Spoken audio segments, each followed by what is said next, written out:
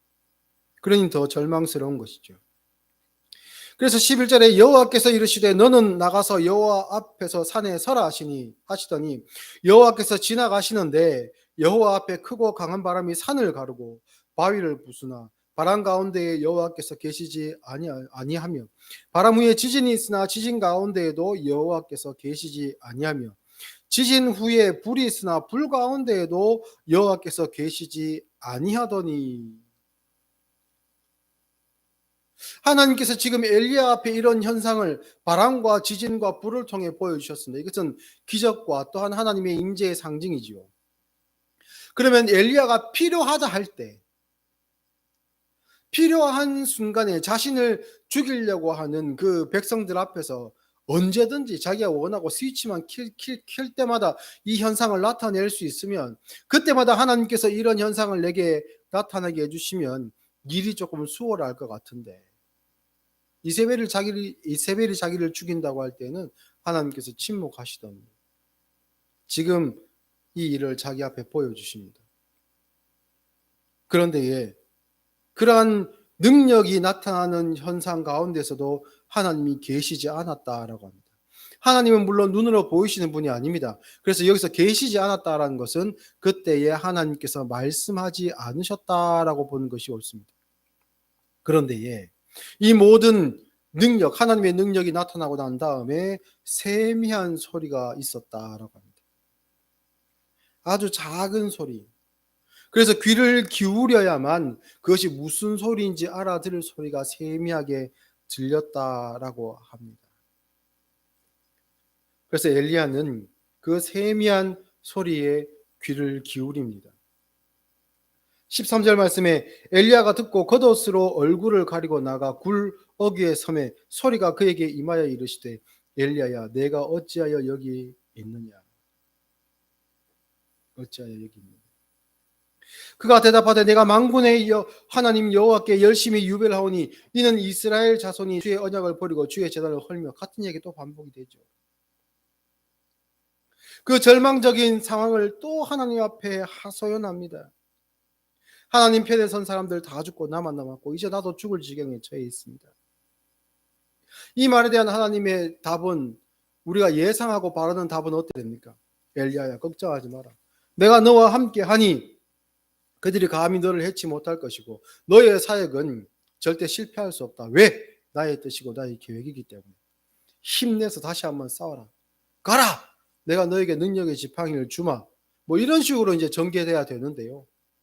이 힘든 상황에 지쳐서 좌절한 그 엘리야의 그 외침 앞에 하나님께서 이렇게 답을 하십니다. 15절 여호와께서 그에게 이르시되 너는 내 길로 돌이켜 왔던 길로 다시 돌아가 가지고 광야를 통하여 다메섹에 가서 이르거든 하사엘에게 기름을 부어 아람의 왕이 되게 하고 너는 또 님시의 아들 예후에게 기름을 부어 이스라엘의 왕이 되게 하고 또 아벨 모홀라 사밧의 아들 엘리사에게 기름을 부어 너를 대신하여 선지자가 되게 하라. 엘리사는 이해가 됩니다만 다른 둘은 이해가 안 됩니다. 왜냐하면 다메섹에 가서 이 하사엘에게 기름을 부어 왕으로 아람의 왕이 되게 하라라는 것이 이해가 안 됩니다. 왜냐하면 북이스라엘과 이 아람은 적대 관계, 갈등 관계에 있습니다. 국경을 맞닿고 있고. 그래서 수시로 전쟁도 하고 다투기도 하고 때로는 뭐 이렇게 힘을 합치는 경우도 간혹 있지만 그것은 이제 상황에 따라 금방금방 변합니다. 그런데 북이스라엘을 핍박하고 적대 관계에 있는 이 아람의 왕을 세우라. 그 나라를 존속시키라는 겁니다. 만약 이 하사엘이라는 사람이 왕족이면 이런 말씀을 할 필요가 없죠. 놔두면 그냥 다음에 왕으로 승계가 될 거기 때문에. 이 하사엘을 왕으로 세운다는 것은 왕조가 바뀐다는 것을 뜻합니다. 예후 역시 마찬가지입니다. 이 나라가 망해야 마땅한데 이 백성들이 하나님을 믿는, 하나님을 섬기는 선지자들을 다 죽이고 나조차도 죽이려고 하는데 이세벨의 말을 듣고, 그런데 이 나라를 다른 왕조를 또 일으키셔가지고 예후를 통해 또 다른 왕조를 시작하게 하셔서 존속시키려고 하시거든요. 이게 과연 절망 가운데 있는 엘리야에게 주신 하나님의 응답인가? 오히려 더 무거운 짐을 하나 더 얹어 주시는 게 아닌가 그런 생각이 듭니다. 물론 이 성경에 열왕기상에 기록된 이 대화 그대로 시간 타임라인이 그대로 쭉 한 번에 흘러가지는 않았을 것 같습니다. 말씀을 듣고 고민하는 과정들, 하나님 앞에 그 말씀에 대해서 질문하는 또 그러한 과정들, 또한 받은 그 말씀으로 하나님 앞에 엎드려 기도하는 시간들이 충분히 있었을 거라고 예상은 합니다만 쉽게 받아들이기 어렵습니다. 현실에 발을 딛고 살고 있는 저와 여러분, 우리 신자에게도 어떻게 보면 이 부분이 해결하기 어려운 대목일 것 같습니다.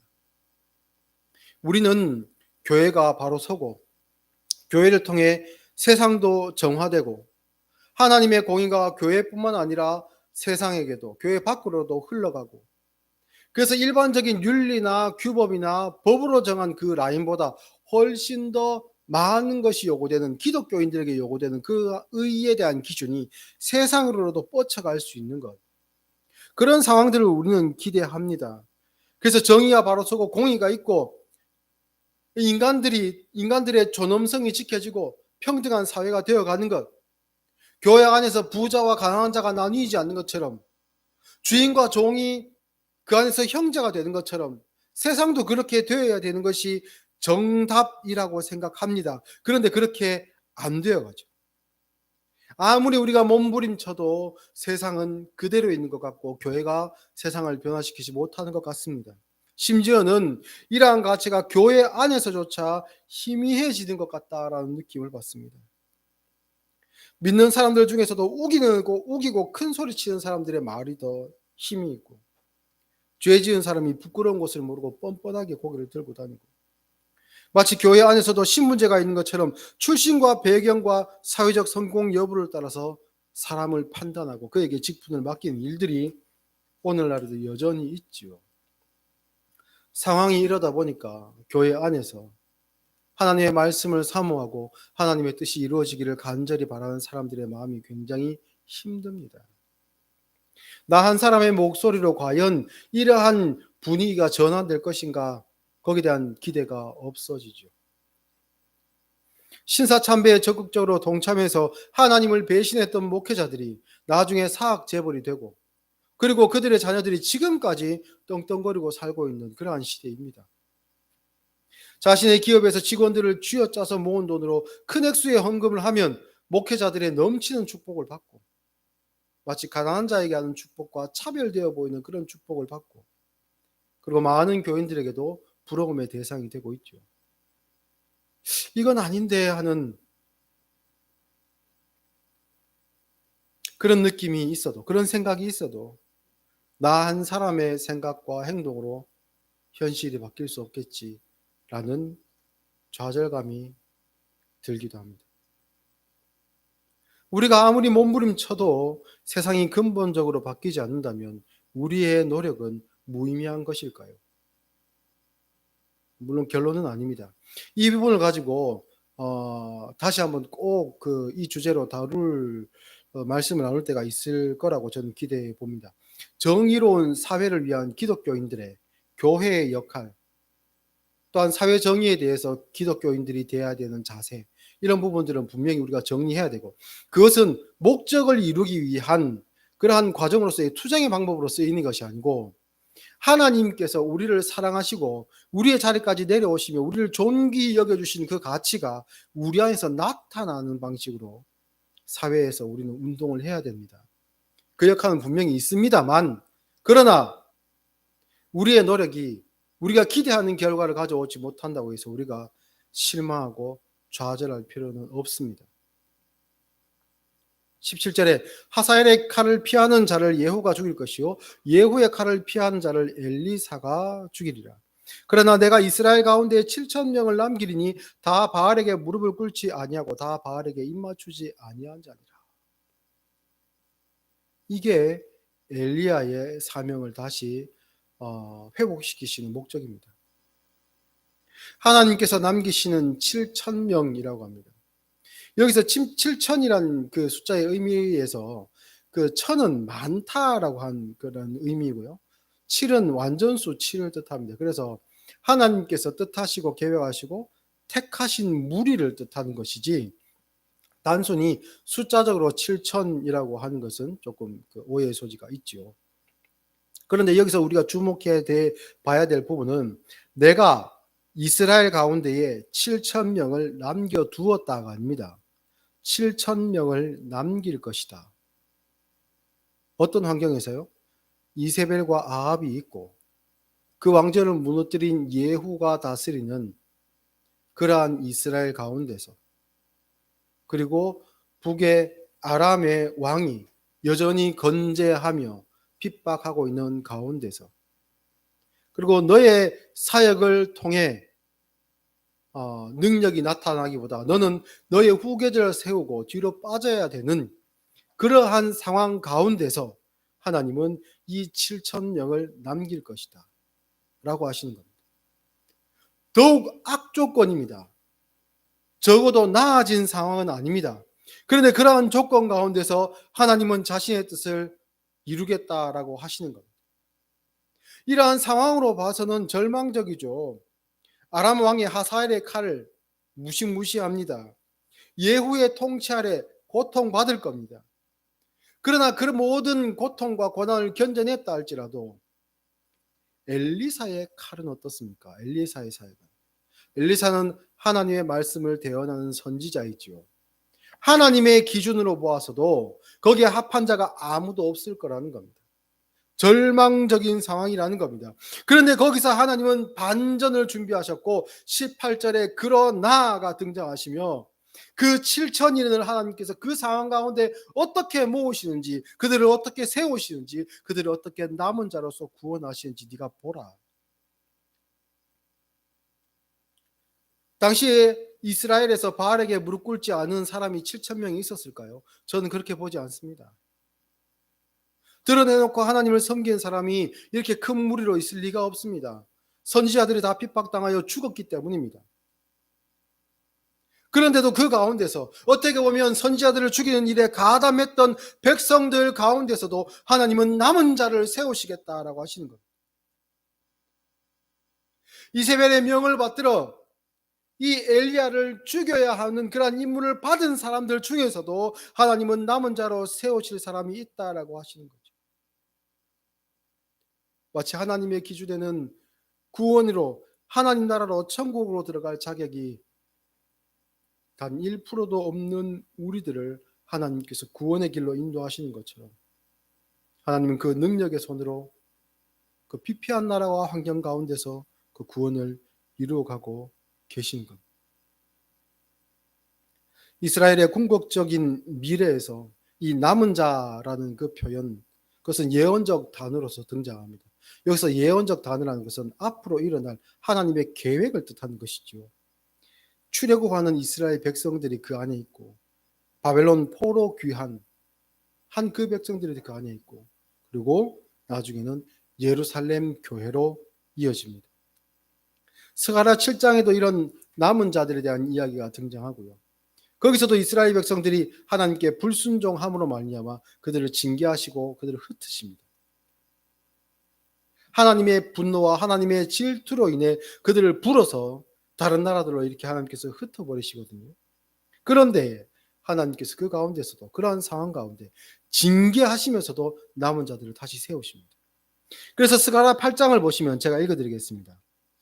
3절에 여호와가 이같이 말하노라. 내가 시온에 돌아와 예루살렘 가운데에 거하리니 예루살렘은 진리의 성읍이라 일컫겠고 만군의 여호와에 사는 성산이라 일컫게 되리라. 만군의 여호와가 이같이 말하노라. 예루살렘 길거리에 늙은 남자들과 늙은 여자들이 다시 앉을 것이라. 다 나이가 많으므로 저마다 손에 지팡이를 잡을 것이요 그 성읍 거리에 소년과 소녀들이 가득하여 거기에서 뛰놀리라. 만군의 여호와가 이같이 말하노라. 이 일이 그날에 남은 백성의 눈에는 기이하려니와 내 눈에야 어찌 기이하겠느냐. 만군의 여호와의 말이니라. 너희 눈으로 볼 때는 절망적인 상황에서 이런 결과가 나타났다? 아니죠. 어떻게 그럴 수 있습니까, 하나님? 믿지 못하고 예상하지 못하고 받아들이지 못하는 상황인데 하나님 눈에 그게 기이하겠느냐? 이어서 말씀하시기를 만군의 여호와가 이같이 말하노라. 보라, 내가 내 백성을 해가 뜨는 땅과 해가 지는 땅에서부터 구원하여 내고 인도하여다가 예루살렘 가운데에 거주하게 하리니 그들은 내 백성이 되고 나는 진리와 공의로 그들의 하나님이 되리라. 어떠한 자들을 남겨서 데려오신다고요? 하나님 말씀에 순종하지 아니하여 하나님께서 흩으신 사람들. 그들 중에 하나님께서 다시 구원하시고 그들을 인도하시는 것. 그것이 남은 자라는 표현이 가진 의미입니다. 저와 여러분 역시 마찬가지입니다. 구약의 이스라엘 백성들의 실패와 죄악상을 보면서 단순히 나는 저러지 말아야 되겠지. 물론 그것도 맞습니다만 거기에서만 그치면 안 됩니다. 이스라엘 백성들의 실패는 바로 저와 여러분의 연약함을 고발하고 있고 증명하고 있는 내용이기 때문입니다. 우리가 왜 실패할 수밖에 없는지, 왜 예수님께서 나를 위해 십자가를 지실 수밖에 없었는지를 이스라엘의 역사는 고스란히 나의 역사되어 담아내고 있는 것이죠. 우리 역시 그 자리에 있었으면 똑같이 실패했을 겁니다. 그런데 하나님은 그들을 회복시키십니다. 늙은 남자와 여자들이 있다라는 것은 장수를 뜻하는 것이고요. 그리고 그 늙은 세대들이 다음 세대와 그 다음 세대들의 자녀 세대들까지 다 봅니다. 그런데 그들이 지팡이를 짚었다는 것은 자신의 힘으로 지팡이를 짚고 일어섰다는 얘기고요. 그것은 바로 신앙으로 회복된 자를 뜻합니다.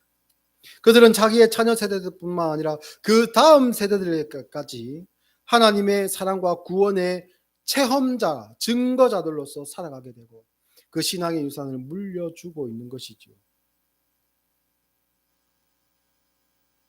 세상 사람들이 볼 때에는 아직 하나님의 크신 뜻을 모르고 있었던 호렙산에서의 엘리야가 볼 때에는 이런 일이 일어날 수 있겠습니까? 이게 말이 됩니까? 라고 하지만 그것을 하나님 편에서 표현하면 은혜라고 표현합니다. 그리고 우리 쪽에서 보면 하나님 저 백성들은 버림받아 마땅한 자들인데 어찌하여 저들을 다시 구원하시겠다고 이 선지자 직분을 다시 회복시키시고 다시 그들에게 보내십니까? 왜요? 라고 이유를 묻는 그 엘리야에게 하나님은 한마디로 대답하시죠. 사랑 때문이다.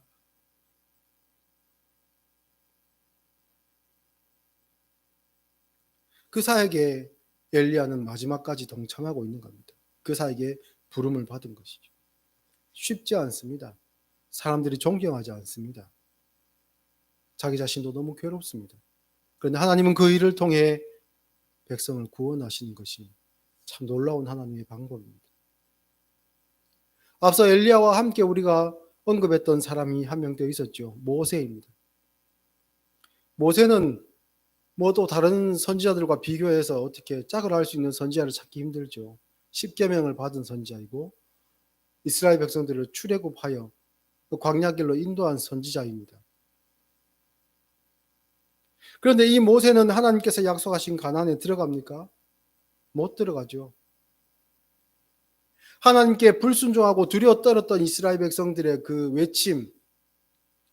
외침으로 인해 백성들이 온전히 가나안에 들어가지 못하고 40년간 광야 생활합니다.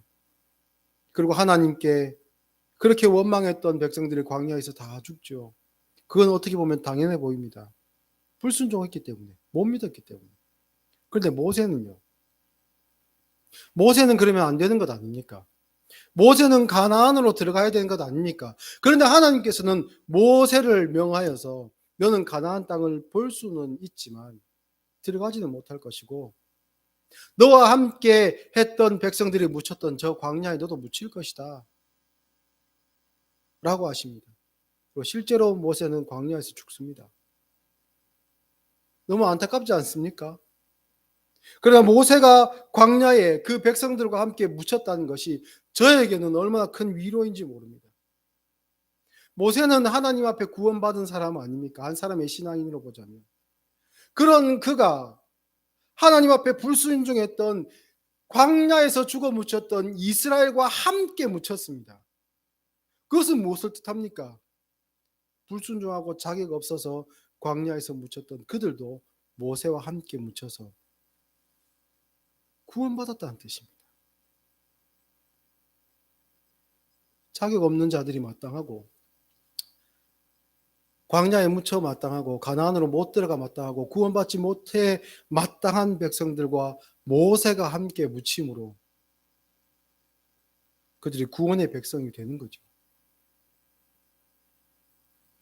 같은 의미에서 엘리야와 모세는 하나님의 구원이 이러한 뜻이고 의미다라고 십자가 사역을 온전히 준비하고 있는 예수님과 만나 그 이야기를 하고 있습니다.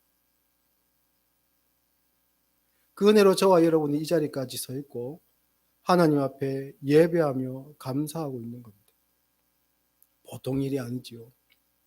큰 바람이 불어서 산이 무너지고 지진이 나서 땅이 갈라지고